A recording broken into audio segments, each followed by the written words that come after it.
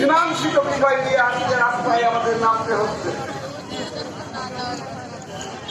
আজকে লক্ষ্য করেছেন যারা এই গোষ্ঠী জামাতে ইসলামের লোক ছিল, বিএনপির লোক ছিল, উদ্দেশ্যটা কি? ইতিমধ্যে বক্তারা বলে গেছেন যে তারা স্পষ্টই বুঝে ভাস্কর্য কাকে বলে, মূর্তি কাকে বলে স্পষ্টই বুঝে।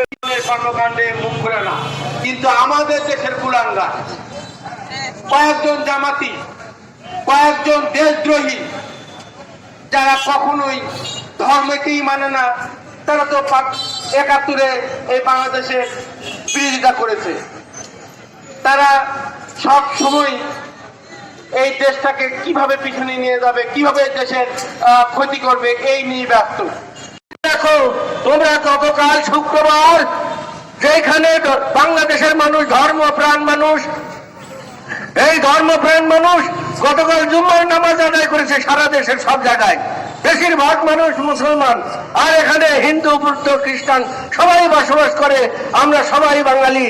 এই বাঙালির সেই কালকে পবিত্র জুম্মার দিনে তারা বাইতুল মুকাররমে নামাজ পড়েছে কিনা জানি না, তারা আল্লাহর কাছে বাঙালি জাতির মুক্তির কামনা করেছে কিনা জানি না, কিন্তু তারা নামাজ শেষেই, নামাজ পুরো শেষ হয় নাই, সঙ্গে সঙ্গে তারা মিছিল বের করে বলেছে সেখানে শেখ মুজিবের মুরাল হতে দেব না।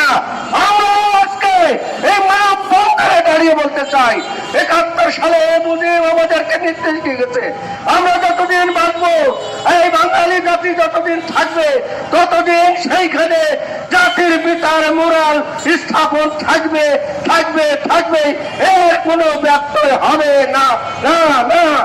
আর তাদের বলে দিতে চাই, যাদের ভালো লাগে না, যারা বাংলাদেশে বাস করে বাংলাদেশের সকল সুবিধা ভোগ করেও রাখছে, আর আজকে মানববন্ধনে সেই সমস্ত ভাই ও বোনেরা তাদের সংসার ফেলে রেখে এই শেষ জীবনেও এসে আমাদের সাথে সামিল হয়ে এই মানববন্ধনে অংশগ্রহণ করেছেন, তাদের সবাইকে আমাদের এই ৪টি সংগঠনের পক্ষে বাংলাদেশ আমাদের বক্তব্য শেষ করলাম।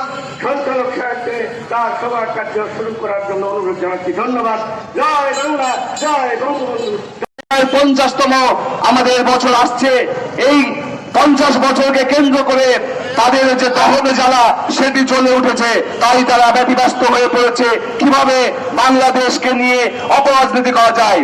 আজকের এই প্রতিবাদী মানববন্ধন থেকে স্পষ্ট হয়ে বলতে চাই, বাংলাদেশকে নিয়ে যে কোনো ধরনের ষড়যন্ত্র মোকাবেলা করার জন্য আমরা এদেশের তরুণ মুক্তিকামী জনতা আমাদের অভিভাবক মুক্তিযোদ্ধাদের সাথে ঐক্যবদ্ধ ছিলাম, আছি এবং আগামী দিনে থাকবো। আগামী দিনের লড়াইয়ে সকলকে ঐক্যবদ্ধ আহ্বান জানিয়ে আমি আমার বক্তব্য শেষ করছি। জয় বাংলা, জয় জনতা।